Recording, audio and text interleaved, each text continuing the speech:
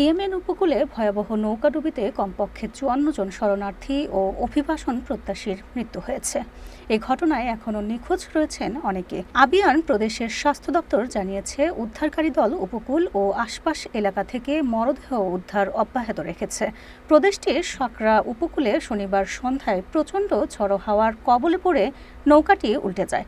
এতে প্রায় ১৫০ জন আরোহী ছিলেন, যাদের বেশিরভাগই ইথিওপিয়ান নাগরিক। এখন পর্যন্ত ১২ জনকে জীবিত উদ্ধার করে স্থানীয় হাসপাতালে ভর্তি করা হয়েছে। নিহতদের দাফনের প্রস্তুতি চলছে। আরব সাগর হয়ে ইয়েমেনের এই নৌপথ দীর্ঘদিন ধরে ঝুঁকিপূর্ণ হিসেবে পরিচিত। ইয়েমেন ও হর্ন অফ আফ্রিকার দেশগুলোর মধ্যে অধিবাসীদের যাতায়াতের অন্যতম পথ এটি।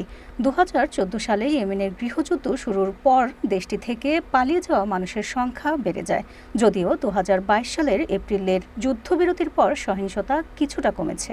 তবুও মানবিক সংকট রয়ে গেছে।